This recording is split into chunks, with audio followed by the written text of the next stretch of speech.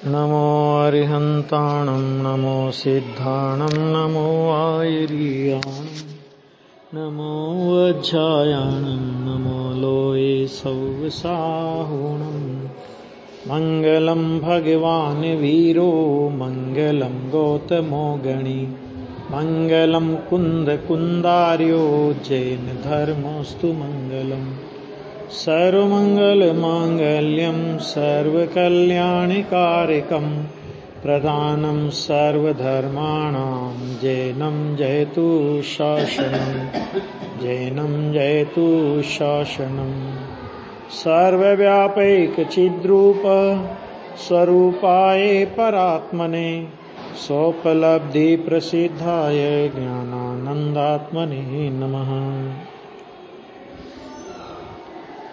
गाथा नंबर 219 चल रही थी। इसमें ये बात आ गई थी कि परिग्रह को तो एकांतिक अंतरंग छेद रूप होने से उपाधि अंतरंग छेद की भांति त्याज्य है ना। ये बात आई थी कि भाई जीवों का मरना माने कोई यत्नाचार पूर्वक चलते हों तो भी जीव का मर जाए, कोई जीव मर जाए या ऐसी कोई परिस्थिति बन जाए तो अंतरंग छेद हो या न भी हो, लेकिन अगर बाहर में परिग्रह है तो अंतरंग छेद नियम से है, क्योंकि बिना अंतरंग छेद के परिग्रह नहीं हो सकता। तो उसमें एकांतिक नियम है। ये चर्चा अपनी चल रही थी। 219 का भावार्थ आज लेंगे। अशुद्धोपयोग का सद्भाव हो, असद्भाव हो, तथापि काय की हलन चलनादि क्रिया होने से परजीवों का घात हो जाता है। इसलिए काय चेष्टा पूर्वक पर प्राणों के घात से बंद होने का नियम नहीं है। अशुद्धोपयोग का असद्भाव हो, यानी क्या मतलब? शुद्धोपयोग का सद्भाव हो। यह शुद्धोपयोग मैंने क्या कि वही वाला शुद्धोपयोग, 3 चौकड़ी कसाय के अभाव की शुद्धि पूर्वक 28 मूल गुण का विकल्प, इन दोनों को तो लिया उन्होंने शुद्धोपयोग की श्रेणी में। और उसमें अशुद्धोपयोग का उनके असद्भाव है, माने उसकी भूमिका से विरुद्ध जाति का कोई परिणाम उनको नहीं है। भूमिका से विरुद्ध जाति का कोई भाव वहां पर नहीं है। तो भी काय की हलन चलनादि क्रिया होने से परजीवों का घात हो जाता है। इसलिए काय चेष्टा पूर्वक पर प्राणों के घात से बंद होने का नियम नहीं है। क्यों नियम नहीं है? कि अगर मान लो उनको अयत्नाचार पूर्वक प्रवृत्ति नहीं है, 3 चौकड़ी कसाय का अभाव भी है और 28 मूल गुणादि का निरतिचार पालन भी है, तो ईरिया समिति पूर्वक वो देखभाल करके चलने का विकल्प भी है और चलने की क्रिया भी है। उसके बाद भी कोई जीव मर गया तो वहां बंद नहीं होगा। तो वो कहते हैं उसमें तो बंद होने का कोई नियम नहीं है कि ऐसा हो ही हो बंद, है ना। अशुद्धोपयोग के सद्भाव में होने वाले काय चेष्टा पूर्वक पर प्राणों के घात से तो बंद होता है, और अशुद्धोपयोग के असद्भाव में होने वाले काय चेष्टा पूर्वक पर प्राणों के घात से बंध नहीं होता। बराबर। इस प्रकार काय चेष्टा पूर्वक होने वाले पर प्राणों के घात से बंध का होना अनेकांतिक होने से उसके छेदपना अनेकांतिक है, यानी नियम रूप नहीं है। आ गया? मैंने घात हो रहा है फिर भी बंद नहीं है। घात नहीं होवे तो भी बंद हो सकता है, क्योंकि यत्नाचार प्रवृत्ति नहीं है ना। ये सब माने इस तरह का अनेकांत है इसमें तो। लेकिन जैसे भाव के बिना भी पर प्राणों का घात हो जाता है, अंतरंग में परिणाम नहीं है किसी जीव को मारने का, उसके बाद भी पर जीवों का पर प्राणों का घात हो जाता है। उसी प्रकार भाव न हो तथापि परिग्रह का ग्रहण हो जाए, ऐसा कभी नहीं हो सकता, है ना। ये जो मूलतः श्वेतांबरों पर प्रहार है, तो उन्होंने ये जो मार्ग निकाला कि जैसे तुम्हारे यहां भी तो है कि नहीं कि पर प्राणों का घात हो गया लेकिन भाव नहीं था तो बंद नहीं हुआ, तो इसी तरह हमारे पास परिग्रह है और हमारे अंतरंग में परिणाम नहीं है। तो आचार्य भगवान कहते हैं कि ऐसा कभी नहीं हो सकता। पर प्राणों के संबंध में तो यह है कि तुम्हारा परिणाम ना हो और पर जीव मर जाए तो भी बंद ना हो, तुम्हारा परिणाम दया का ना हो, मुनिराज की भूमिका से विरुद्ध जाति का परिणाम ना हो, और उसके बाद भी कोई जीव समझ लो मर गया तो बंद ना भी हो भी जाए, ये सब उसमें नियम है। लेकिन ऐसा नहीं हो सकता कि साहब क्या करे, परिणाम ना हो और परिग्रह का ग्रहण हो जाए। बिना परिणाम के परिग्रह का ग्रहण नहीं हो सकता। इसलिए परिग्रह के ग्रहण के संबंध में एकांतिक नियम यह है। क्या नियम है एकांतिक? कि ऐसा कभी नहीं हो सकता। लिखा ना, जैसे भाव के बिना भी पर प्राणों का घात हो जाता है, उसी प्रकार भाव न हो तथापि परिग्रह का ग्रहण हो जाए, ऐसा कभी नहीं हो सकता। जहां परिग्रह का ग्रहण होता है वहां अशुद्धोपयोग का सद्भाव अवश्य होता ही है। क्या मतलब? कि अरे परिग्रह के ग्रहण का विकल्प आया और गई भूमिका। अशुद्धोपयोग माने मुनिराज की भूमिका से विरुद्ध का परिणाम हो गया। क्यों? क्योंकि देखो, परिग्रह रखने जैसा विकल्प मुनिराज की भूमिका में आश्रव की ऐसी तीव्रता नहीं होती। आश्रव होता है, 28 मूल गुण आदि का परिणाम है, वो आश्रव है, बंध है, लेकिन ऐसा तीव्र आश्रव नहीं होता अथवा ऐसा तीव्र बंध का परिणाम नहीं होता कि जिसमें उनको परिग्रह रखने का परिणाम आ गया। तो जहां परिग्रह होता है वहां अशुद्धोपयोग का सद्भाव अवश्य होता है। इसका मतलब क्या है कि वो भूमिका से विरुद्ध जाति का राग हो गया। दूसरी बात कि मुनिराज की भूमिका में अजीव का संयोग होगा। तो अजीव का संयोग कैसा होगा कि शरीर नग्न दिगंबर शरीर, वो अजीव का संयोग मुनिराज की भूमिका में होगा। एक बात, ज्यादा से ज्यादा होगा संयोग में दिखाई देगा। मुनिराज के पास अगर कोई चीज दिखाई देगी, कमंडल पीछे दिखाई देगी, इसके अलावा को दिखाई नहीं देता। ये उनके अजीव का संयोग का स्वरूप है। इससे ज्यादा दिखाई देता है तो क्या? इससे ज्यादा दिखाई देता है तो इसका मतलब उस परिग्रह को रखने का परिणाम है। तो एक तो मुनिराज की भूमिका में वैसा अजीव का संयोग नहीं होता, तो बाहर में मुनिपना खंडित हो गया। दूसरा, उस तरह का परिणाम परिग्रह को धारण करे ऐसा परिणाम मुनिराज की भूमिका में नहीं होता। मतलब अपरिग्रह महाव्रत टूटता है और बहुत सारे व्रत टूटते हैं, ख्याल में आ गया। तो फिर वो कहते कि वो मुनिपने का अभाव हो जाता है वहां पे। मैंने उसके लिखा ना, अशुद्धोपयोग का सद्भाव अवश्य होता है, माने मुनिराज की भूमिका से विरुद्ध जाति का परिणाम हो गया तो मुनिपना खत्म हो जाता है। इसलिए परिग्रह से बंध का होना एकांतिक माने निश्चित और नियम रूप है। परिग्रह होगा वहां पर नियम से छेद है ही, एकांतिक है। वो परिबंध का होना एकांतिक है, छेद का होना एकांतिक है। इसलिए कोई भी ये माने तर्क देकर कि भाई इस परिग्रह तो चक्रवर्ती के पास भी बहुत होता है, लेकिन चक्रवर्ती भी सद्दा में उससे छूटा है कि नहीं? अपरिग्रही है कि नहीं? अनिच्छुक कहा अपरिग्रही ज्ञानी न इच्छे, ऐसा आता कि नहीं आता शास्त्रों में? अनिच्छुक कहा अपरिग्रही, वो चौथे गुण स्थान वाले के लिए कहा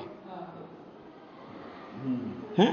तो जब इतना चक्रवर्ती का राज हो और फिर भी तुम उसे अपरिग्रही कह रहे हो, और यहां मुनि दशा में थोड़ा बहुत कुछ रख लिया और तुम कह रहे हो कि मुनि दशा खत्म हो गई। तो देखो भैया, चक्रवर्ती चतुर्थ गुण स्थानवर्ती ज्ञानी धर्मात्मा वो ग्रस्त है और उसको मिथ्यात्व और अनंतानुबंधी संबंधी अभाव हुआ है। तो मिथ्यात्व का महापरिग्रह नहीं है, इस अपेक्षा से उसे अपरिग्रही कहा है। हाल में आगे नहीं आ गया? मुनिराज की तरह वो अपरिग्रह महाव्रत का धारी नहीं है। एक बात ध्यान से सुनना, क्या कहा? मुनिराज की तरह अपरिग्रह महाव्रत का धारी नहीं है और श्रावक की तरह अपरिग्रह अणुव्रत का धारी नहीं है। दो बातें हुई, माने उसको परिग्रह का परिमाण नहीं है और परिग्रह का सर्वथा अभाव नहीं है। मुनिराज की तरह अभाव नहीं है, श्रावक की तरह परिमाण नहीं है। तो है क्या कि मिथ्यात्व और अनंतानुबंधी परिग्रह नहीं है। और चूंकि मिथ्यात्व सबसे बड़ा परिग्रह है 24 प्रकार के परिग्रहों में, तो उसके अभाव की अपेक्षा से उसे अपरिग्रही कहा, दृष्टि की अपेक्षा से उसे अपरिग्रही कहा, श्रद्धा की अपेक्षा से उसे अपरिग्रही कहा, अभिप्राय की अपेक्षा से उसे अपरिग्रही कहा, चारित्र की अपेक्षा से चौथे और पांचवें गुणस्थान वाला अपरिग्रही नहीं है। आ गया? क्योंकि यही तर्क दे सकता है कोई भी। समय सार में भी तो कुंद आचार्य ने ऐसा लिखा, अपरिग्रही अनिच्छुक कहा, अपरिग्रही ज्ञानी ने इच्छे खान को, ज्ञानी ने इच्छे पान को, ज्ञानी ने इच्छे धर्म को, ज्ञानी ने इच्छे अधर्म को, ये सब आया ना। तो भाई वो श्रद्धा की अपेक्षा से कथन है, क्योंकि श्रद्धा का धरातल है वो। समय सार श्रद्धा के धरातल से कथन करता है। और अभी अपना जो प्रकरण चल रहा है वो क्या चल रहा है कि चरणान योग सूचक चूलिका, यानी मुनि दशा। मुनि दशा माने चारित्र अपेक्षा से अपरिग्रही होना चाहिए। कि अगर चारित्र अपेक्षा से अपरिग्रही नहीं होवे, ध्यान से सुनना, बहुत मार्मिक बिंदु है कि चारित्र अपेक्षा से अपरिग्रही नहीं होवे, मुनिराज अगर कुछ परिग्रह रख ले तो श्रद्धा अपेक्षा से उनका अपरिग्रहीपना रह सकता है या नहीं। प्रश्न ये कि एक चक्रवर्ती श्रद्धा अपेक्षा से अपरिग्रही हो सकता है, सम्य दृष्टि है, और कोई मुनिराज थोड़ा सा परिग्रह रख ले तो चलो चारित्र अपेक्षा से तो वह अपरिग्रही नहीं रहे, छेद हो गया। लेकिन श्रद्धा अपेक्षा से अपरिग्रही रहे कि नहीं रहे? नहीं रहे।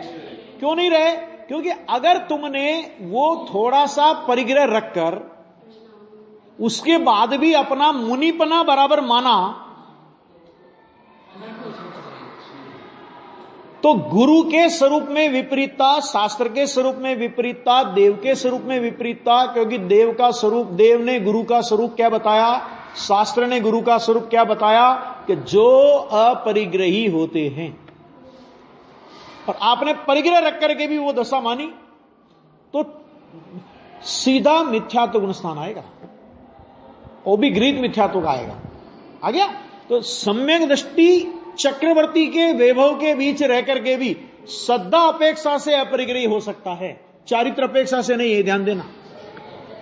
और मुनिराज यदि चारित्र में थोड़ा बहुत परिग्रह धारण कर लेवे कि क्या तकलीफ है, इतना हमने छोड़ा है तो थोड़ी बहुत चीज रख लेवे, है ना, तो अकेले मुनि दशा ही नहीं जाती, वहां सम्यक दर्शन भी टिकने की संभावना नहीं है। क्योंकि मुनि पने का विपरीत श्रद्धान हो गया ना, गुरु पने का विपरीत श्रद्धान हो गया ना, तो वो गृहीत मिथ्यात्व में आ जाएगा। आ गया? बहुत बड़ी जिम्मेदारी है। इसलिए कहा, इसलिए परिग्रह के छेदपना, ये छेदपना शब्द इसलिए कह रहे हैं आचार्य कि परिग्रह के छेदपना कैसा है, तो उन्होंने कहा कि वो एकांतिक है, उसमें कोई अनेकांत लागू नहीं पड़ता। हां, अनेकांत तब लागू पड़ सकता है कि जब तुम्हारे ऊपर कोई डाल जाए तो उपसर्ग मान करके आप ध्यान में बैठे हैं तो एकांतिक है वो, अनेकांत तो फिर अनेकांतिक है। हाँ, और उस समय अगर उसमें मजा आने लगे कि ठीक है अच्छा किया इसने डाल गया, कभी सर्दी ज्यादा लग रही थी, तो फिर वो मुनि दशा नहीं रहती है। ऐसा तो ये कहा छेदपना एकांतिक है। और ऐसा होने से ही, कैसा होने से कि परिग्रह के छेदपना एकांतिक होने से ही परम श्रवण, ऐसे अर्यंत भगवंतों ने सबसे बड़े श्रवण, परम श्रवण आता है ना, परम गुरु बोलते कि नहीं बोलते, अस्य मूल ग्रंथ करता श्री सर्वज्ञ देवा, और नमस्कार करते तो बोलते ना तस्मै श्री गुरुवे नमः, परम गुरुवे नमः, परंपरा आचार्य गुरुवे नमः। तो परम गुरु माने तीर्थंकर परमात्मा, अरिहंत परमात्मा के ऐसे अरिहंत भगवंतों ने पहले से ही सर्व परिग्रह का त्याग किया है। अंतरंग परिग्रह नहीं है उनके पास, और अंतरंग परिग्रह के साथ साथ उनके बहिरंग परिग्रह भी उनके साथ में नहीं पाया जाता है ना। ये बहुत सारे तर्क उठे कि साहब वो अनंत परमात्मा के समोशरण होता है ना, और इतना सारा वैभव होता है और तुम अपरिग्रही कह रहे हो कि जरा अनंत भगवान की बैठक तो देख लो कि वो सारा वैभव होने पर भी अरियंत भगवान उस समोशरण में गंधकुटी के ऊपर कमल के भी 4 अंगुल ऊपर विराजमान रहते हैं अद्धर में, उसको स्पर्श नहीं करते। वो तो सारा देवों का परिकर है, वो तो सारी देवों की रिद्धि सिद्धि, देव वो तीर्थंकर प्रकृति का पुण्य का उदय हो और देव वैसी व्यवस्था करते हैं, लेकिन भगवान को मोह का अभाव है, इसलिए भगवान को जरा भी उसमें उनको गर्व नहीं आता, उसको वो स्पर्श नहीं करते, छूते नहीं। भगवान के पैरों के नीचे 225 कमल रचते कि नहीं रचते, विहार करते हैं ना, तो भगवान का विहार ऐसे अपन तो एक पैर उठाते हैं, एक पैर रखते हैं, एक पैर उठाते हैं, एक पैर रखते हैं। भगवान का विहार ऐसा नहीं होता, भगवान का तो दोनों पैर एक साथ चलते हैं उनके तो, और उनका विहार होता जाता है और उनके पैरों के नीचे इंद्र जो है ना, कुबेर वगैरह, तो वो स्वर्ण कमल की रचना करते जाते हैं। तो क्या करे भगवान, क्या करे उसका, कि भगवान ने कहा भी नहीं, इसलिए भगवान मना भी नहीं करते। बहुत से लोग कहते हैं ना कि भगवान को मना तो करना चाहिए, तो उनको कोई लेना देना ही नहीं। अरे जिनको मोह हो, दर्शन मोह नहीं है, चारित्र मोह नहीं है, इतनी तो बात हो गई पूरी। अरे दर्शन मोह चारित्र मोह तो है ही नहीं, अपूर्णता भी नहीं है, पूर्णता हो गई। उनको किसी से कुछ कहने सुनने का विकल्प ही नहीं है, सहज रूप से दिव्य ध्वनि खिर जाती है, तो खिर जाती है भव्य जीवों के भाग्य के उदय से, है ना। तो वो तो पुण्य का, वो तो पूर्व में जो प्रकृतियां बांधी उनका उदय आया, तो उन देवों को ऐसा परिणाम आया, भगवान को क्या लेना देना उससे, आ गया।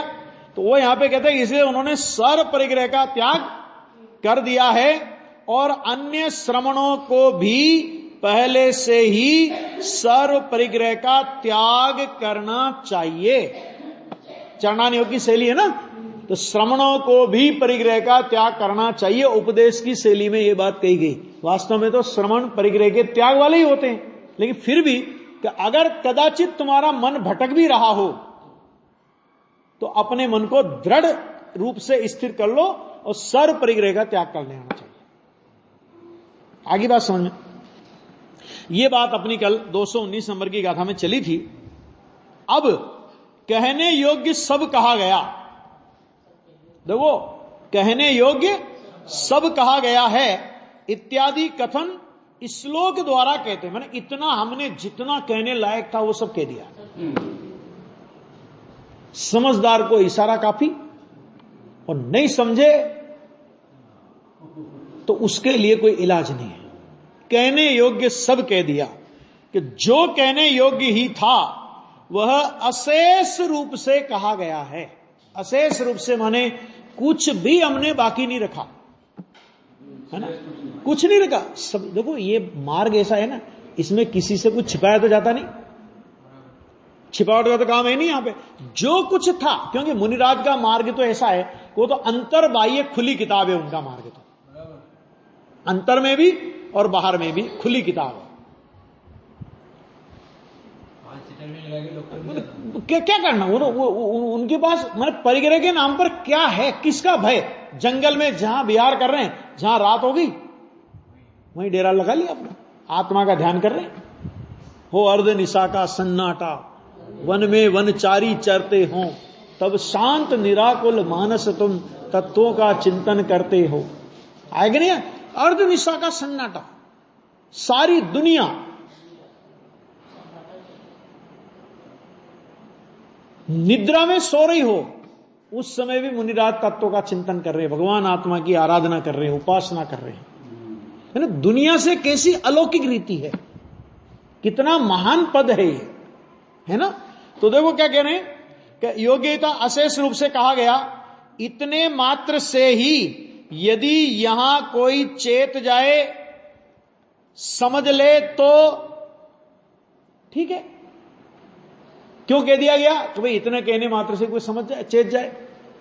दो तरह से बात है कि जो है वो दृढ़ हो जाए और जिनका मन थोड़ा ढीला पीला हो तो और स्थिर हो जाए, है ना।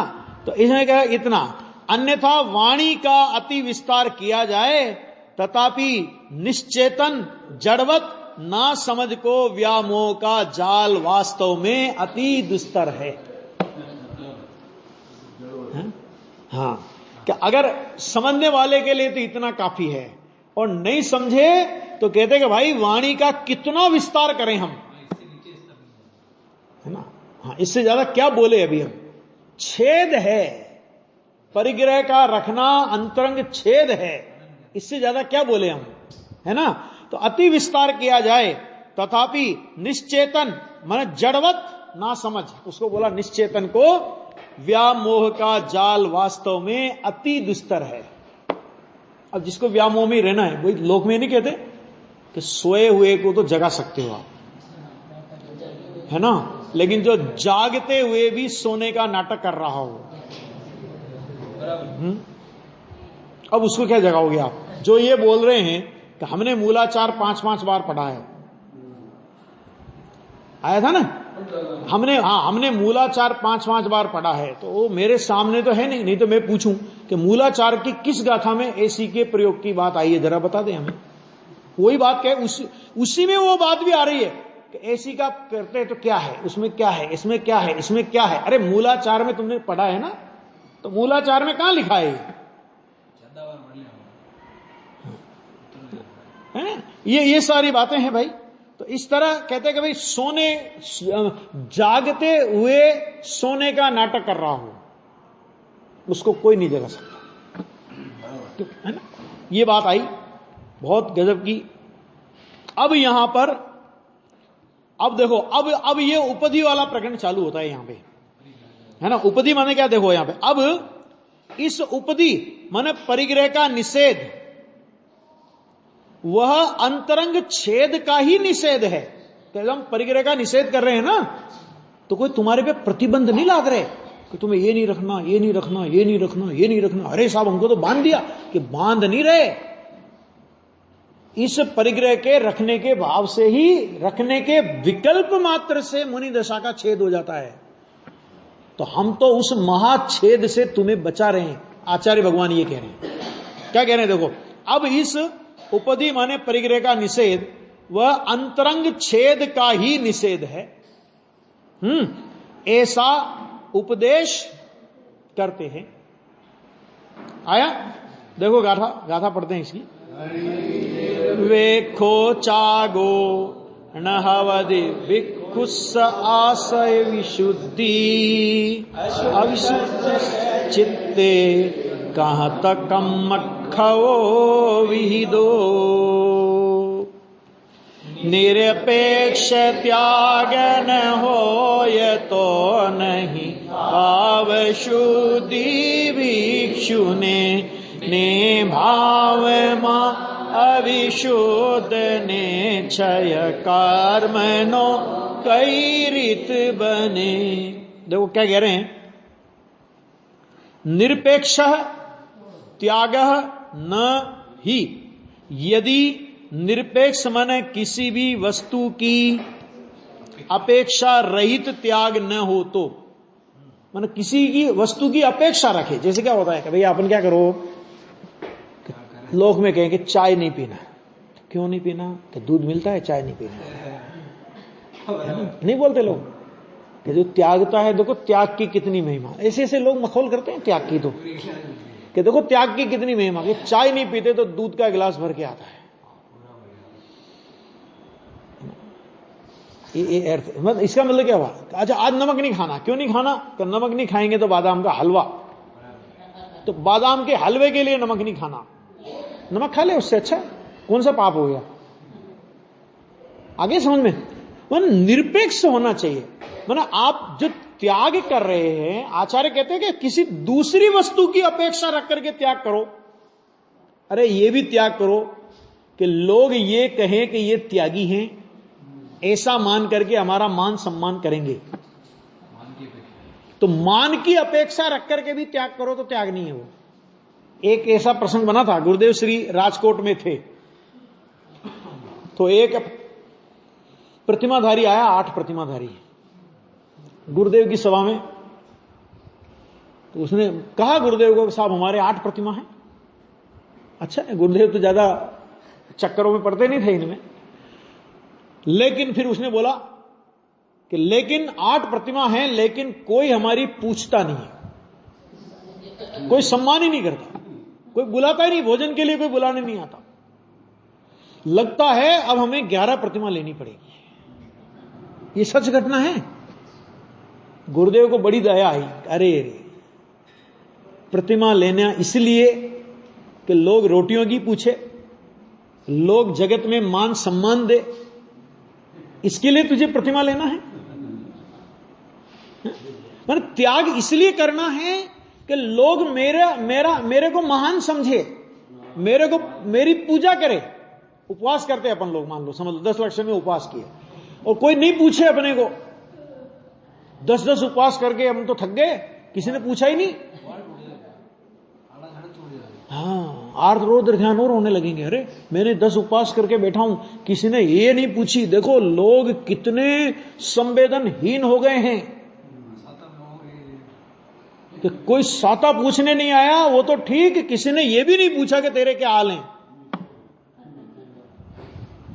तो तूने उपवास लोगों से पूछवाने के लिए किया था या तेरा राग भोजन के प्रति टूटा था तो किया था? ये बता भाई, उपवास काय के लिए किया जाता है? भोजन के प्रति राग टूटता है तो उपवास होता है, कि लोग मुझे माने तो उपवास होता है? भोजन का राग टूटना चाहिए। भोजन का राग कब टूटेगा?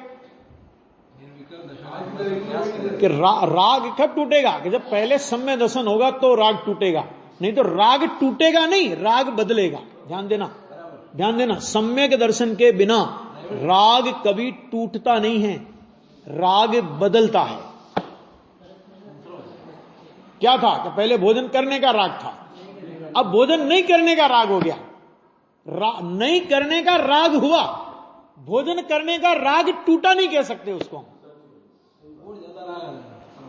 वो होता ही है ना। भोजन करने का राग टूटेगा कब? कि स्वभाव का लक्ष्य होगा तो। स्वभाव के लक्ष्य से राग टूटता है और राग के लक्ष्य से राग बदलता है, टूटता नहीं है। हम लोगों ने क्या किया कि एक कसाय के लक्ष्य से दूसरी कसाय को मंद किया,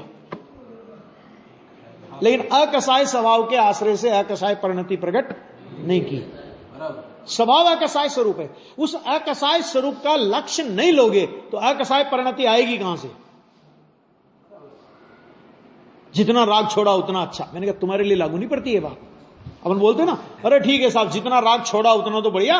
अरे राग छोड़ना ये ज्ञानी के लिए लागू पड़ता है, अज्ञानी के लिए लागू नहीं पड़ता। अज्ञानी राग बदलता है, छोड़ता नहीं है।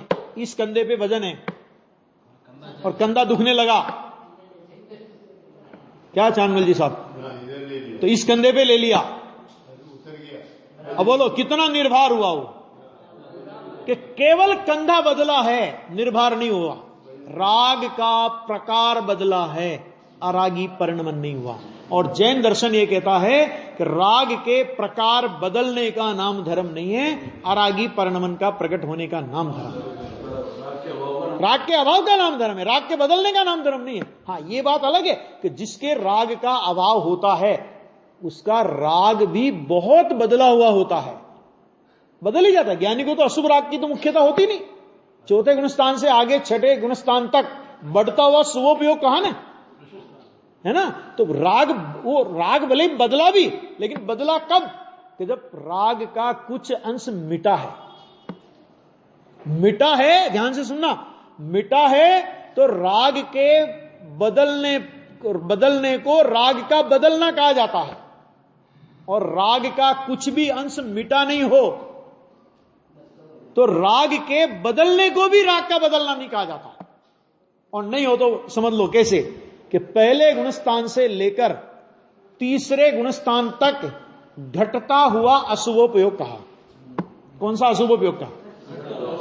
घटता हुआ अशुभोपयोग कहा ने। अभी मेरा प्रश्न ये कि पहले गुणस्थान मतलब पहले से तीसरे तक घटता हुआ अशुभ उपयोग, यानी सबसे ज्यादा अशुभ उपयोग कहां हुआ? पहले में। उससे कम तीसरे में। अच्छा, पहले से तीसरे में दूसरे में कब आएगा भाई साहब?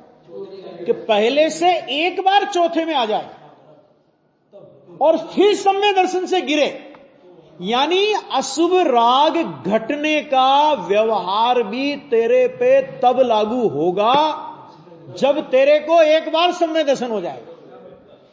समझ लो बात को। उसके पहले तो अशुभ राग घटने का व्यवहार भी लागू नहीं होगा। हल में आ गया? हाँ, घटा कहां हो? मिथ्यात्व जैसा महा अशुभ बैठा हुआ है। मैं इसके लिए एक उदाहरण देता हूं। कई बार कि एक आदमी के नाक में फुंसी हो गई और पानी नाक से बह रहा है, ठीक है, वो डॉक्टर के पास गया, अकेला गया था। तो डॉक्टर से कहा कि डॉक्टर साहब बहुत दिन हो गए, नाक से पानी बह रहा है, क्या करें?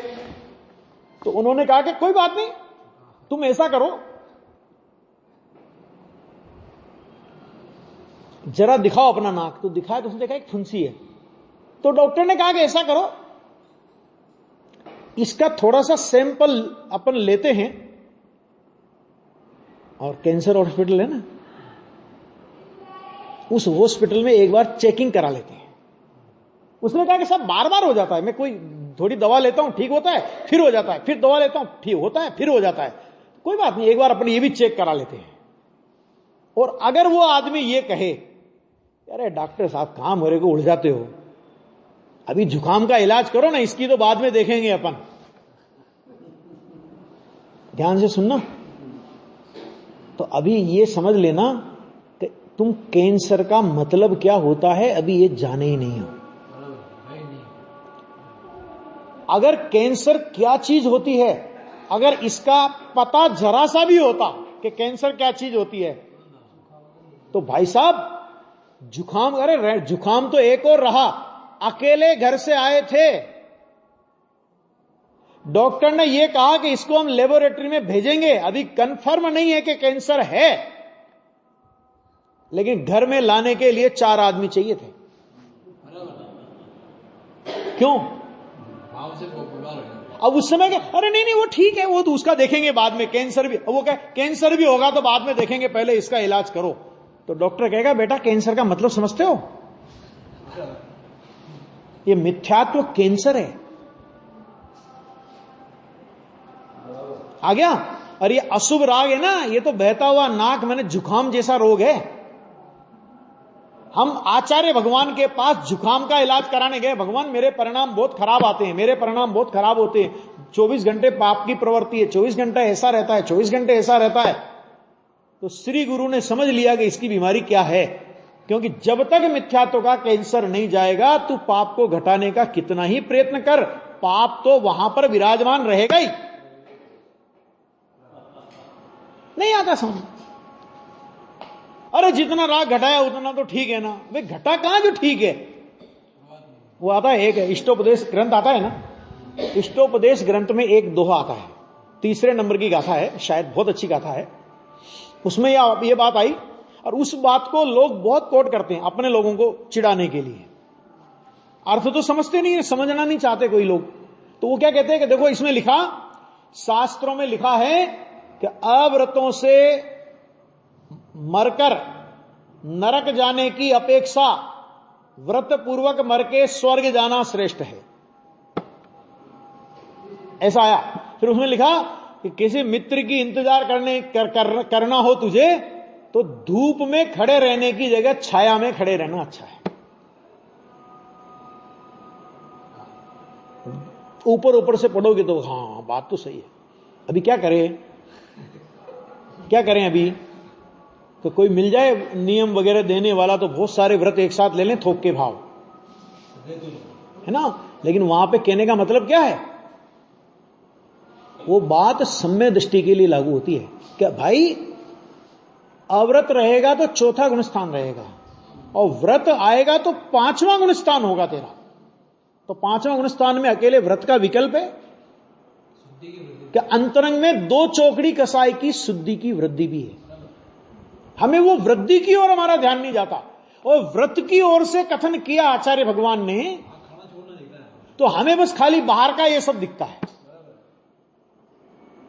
शुद्धोपयोग का इंतजार कर, मतलब क्या कि जब तक तुझे मतलब मित्र का इंतजार करने के लिए, इसका मतलब क्या कि शुद्धोपयोग का इंतजार करने के लिए। तो लोग क्या सोचते हैं कि अपन अभी व्रत छोड़ो, अव्रत छोड़ो और व्रत करो, और व्रत करके शुद्धोपयोग का इंतजार करो कि देखो मैं इतने उपवास किए, अब थोड़ा शुद्धोपयोग आ जा, है ना, अभी मैंने ये इतनी प्रतिमाएं ले ली, अब तो थोड़ा शुद्धोपयोग आ जा, अब मैंने बाहर का मुनिपना धारण कर लिया, अब तो शुद्धोपयोग आ जा, है ना। कि भाई साहब अगर ऐसे ये धारण करने से आता होता तो मुनिव्रत धार अनंत बार ग्रीवक उपजायो, पे निज आत्म ज्ञान बिना सुख लेस न पाए, ये क्यों लिखना पड़ता उनको। तो क्या मतलब कि शुद्धोपयोग का इंतजार, माने शुद्धोपयोग की पूर्णता तो जब होनी है तब होगी,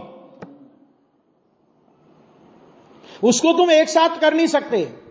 तो जब तक उसकी पूर्णता नहीं होवे तो और अधिक पुरुषार्थ बढ़ाओ, स्वरूप की साधना का पुरुषार्थ बढ़ाओ। तो स्वरूप की साधना के पुरुषार्थ में चौथे गुणस्थान की अपेक्षा पंचम गुणस्थान की दशा, पंचम गुणस्थान की अपेक्षा छठे सातवें गुणस्थान की दशा प्रकट हो, तो वहां अकेले व्रत की बात नहीं है, व्रत के साथ में कसाय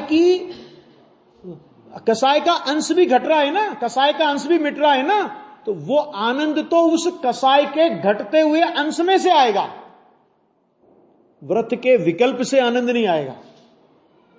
राग है, विकल्प है, राग है, वो तो दुख रूप है, लेकिन उसी समय जो कसाय की अंतरंग में शुद्धि की वृद्धि हुई है, कि वो शुद्धि की वृद्धि वो क्या करेगी, तो वो तेरे को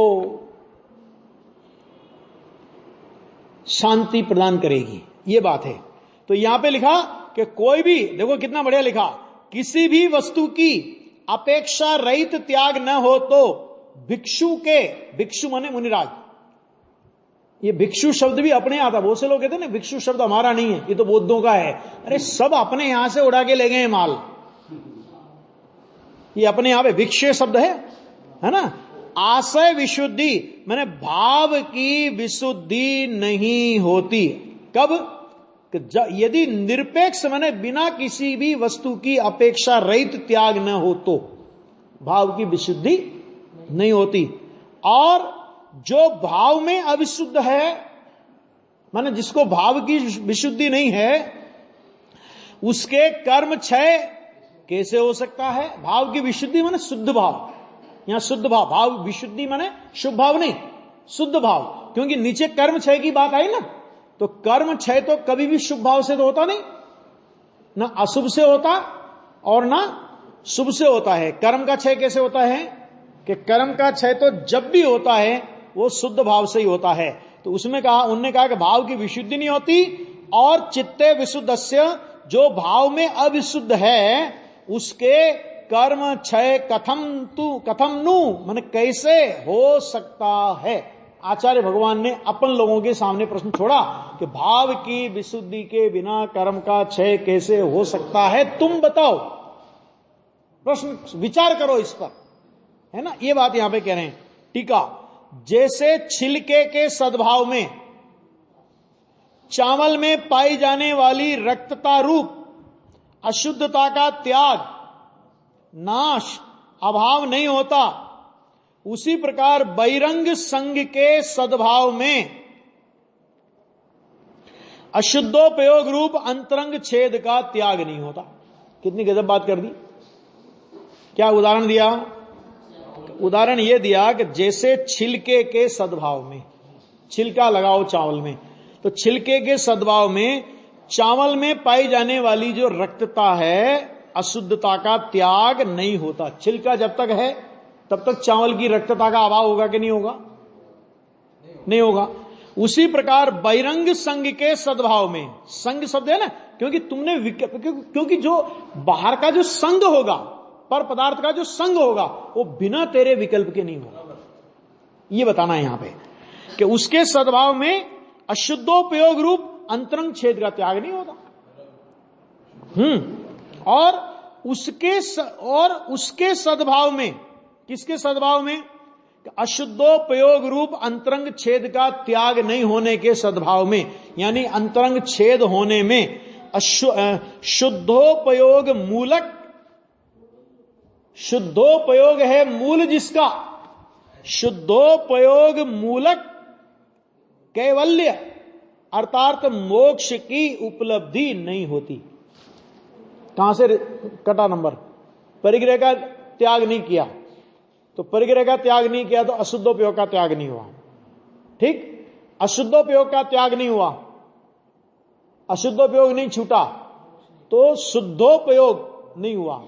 शुद्धोपयोग नहीं होगा तो केवल ज्ञान का मूल तो शुद्धोपयोग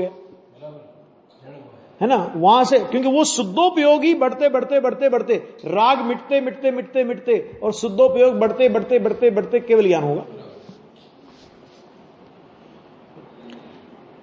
इससे ऐसा कहा गया है कि अशुद्धोपयोग रूप अंतरंग छेद के निषेध रूप प्रयोजन की अपेक्षा रखकर, क्या कहा? अशुद्धोपयोग रूप अंतरंग छेद के निषेध रूप, हमारा प्रयोजन क्या है? हमारा प्रयोजन है अशुद्धोपयोग रूप अंतरंग छेद है, उसका निषेध का हमारा प्रयोजन है, यानी शुद्धोपयोग का छेद ना हो।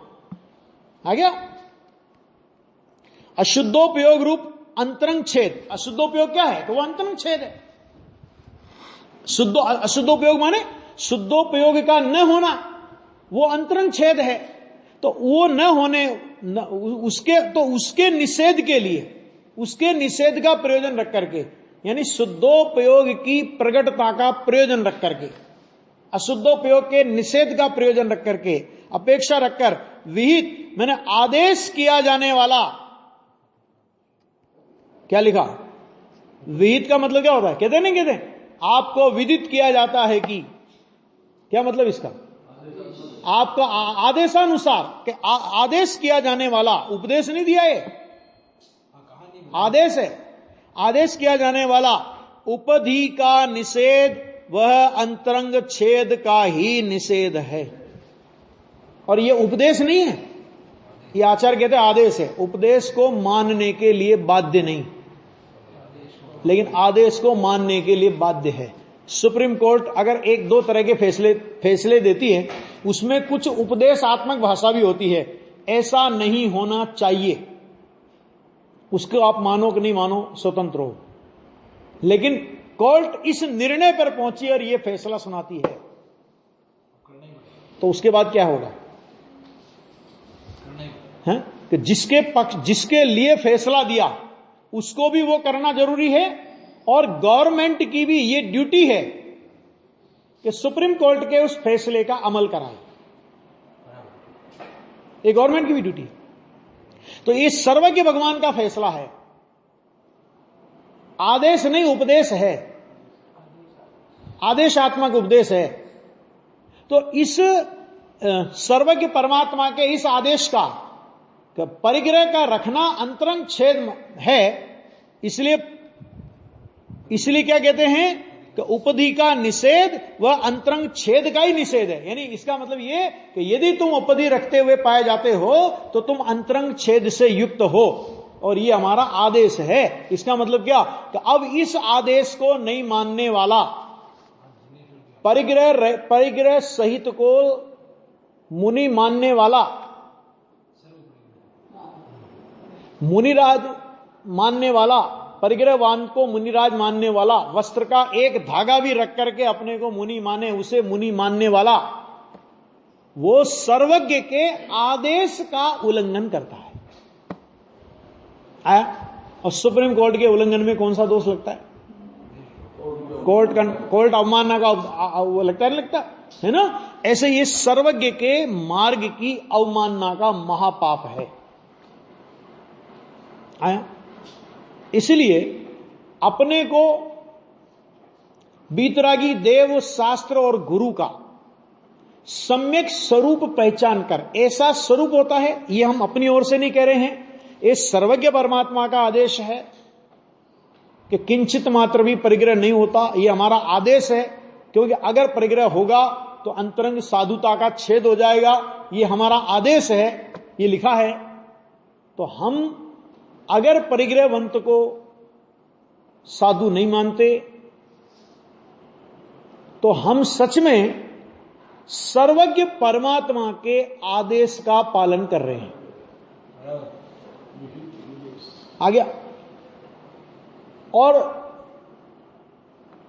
जानते हुए भी जो ऐसे के पैरों में पड़ता है वो सर्वज्ञ परमात्मा के आदेश की धज्जियां उड़ा रहा है। जैसे संविधान को फाड़ने वाला, देश के संविधान को फाड़ने वाला देशद्रोही कहलाता है, नहीं कहलाता?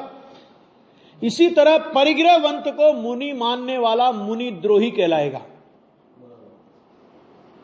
और इस अर्थ में जब हम गुरुदेव श्री को कसते हैं तो सच्चे मुनि भक्त के रूप में एकमात्र इस विश्व में वर्तमान में अपने को दिखाई देने वाले विश्व में गुरुदेव श्री हमारे सामने उभर करके आते हैं कि जिनने कभी किसी परिस्थितिवश किसी परिग्रहवंत को गुरु स्वीकार नहीं किया, नहीं कराया, नहीं स्वीकार करने की अनुमोदना की। परिग्रह का निषेध, इस परिग्रहवंत दशा का मुनिपना होने का निषेध डंके की चोट किया, लेकिन कभी किसी से व्यक्तिगत द्वेष भी नहीं रखा। समझ आ गया? बात आई कह दिया, वो ऐसा बोलते हैं, लेकिन फिर बाद में कोई बात आई तो अरे भूला हुआ भगवान है। एक समय की पर्याय में भूल है, भूल टाल करके परमात्मा हो जाएगा। द्वेष नहीं, किसी के प्रति द्वेष नहीं, लेकिन सत्य के समर्थन से रंच मात्र भी पीछे नहीं हटेंगे। हाँ? तो सच्चे मुनि भक्त कौन हुए अभी? बोलो। परिग्रहवंत को मुनि माने वो सच्चा मुनि भक्त है, या परिग्रहवंत को मुनि न माने अर्थात अपरिग्रहवंत को ही मुनि माने वो सच्चा मुनि भक्त है। अब प्रश्न ये कि साहब अब मान लो हमको परिग्रहवंत मुनि अपरिग्रहवंत मुनि नहीं मिले तो किसी न किसी को तो माने कि नहीं माने? बोलो। वे अपना बेटा खो जाए या समझ लो अपने पिताजी खो जाएं, दोनों बातें ले लो। पिताजी का बेटा खो जाए या बेटे के पिताजी खो जाएं। अब पिता वो ढूंढने की बहुत कोशिश कर रहे, खुद ने भी ढूंढा, पुलिस ने भी ढूंढा, दूरदर्शन पे भी आया, आकाशवाणी पे भी दे दिया, है ना, अपने क्या कहते हैं इस पे, इंटरनेट, सब जितने संचार माध्यम होते हैं सब में ये समाचार मय फोटो के प्रकाशित कर दिया। अभी ना तो पिताजी को बेटा मिला, ना बेटे को पिताजी मिले, समझ लो। तो अब कोई नहीं मिले तो फिर किसी को भी पिताजी मान लेवे ना। हाँ, पिता जैसे को पिताजी मान लेवे ना, और बेटे जैसे को बेटा मान लेवे ना। लोक में क्या होता है, ऐसा मान लेते? नहीं मानते ना। तो क्या करेंगे कि अरे वो नहीं मिलेगा तो उसके वियोग में जीवन बिताएंगे, लेकिन सच्चे को सच्चा मानेंगे। सच्चे को सच्चा मानेंगे तो हम पिताजी को ही पिताजी मान रहे हैं, बेटे को ही बेटा मान रहे हैं। अगर वो नहीं मिलता है, नहीं है, तो हम क्या करें उसमें? हम मुनिराज को ही मुनिराज मानते हैं। अगर सच्चे मुनिराज हमारे सामने ना हो तो जो मुनि ना हो उन्हें मुनि नहीं मान सकते। तो क्या करेंगे कि नहीं मिलेंगे तो मुनिराज के वियोग में हमें अपना जीवन बिताना तो मंजूर है, लेकिन मुनि पने के गुण नहीं होने पर भी मुनि मानना किसी कीमत पर मंजूर नहीं है। क्योंकि मुनि पने के गुण नहीं होने पर भी, परिग्रह होने पर भी परिग्रहवंत को मुनि मानना ये मुनि मार्ग के प्रति, जिन मार्ग के प्रति द्रोह है। ये बात इसमें आई। अब आगे अपनी गाथा आएगी, उसमें अब यह उपदी वह एकांतिक अंतरंग छेद है, ऐसा विस्तार से उपदेश करते हैं। अभी ये परिग्रह वाला प्रकरण इस प्रवचन सार में बहुत विस्तार के साथ में आने वाला है, जिसमें बहुत विस्तार से सारी चर्चा अपने को मिलेगी।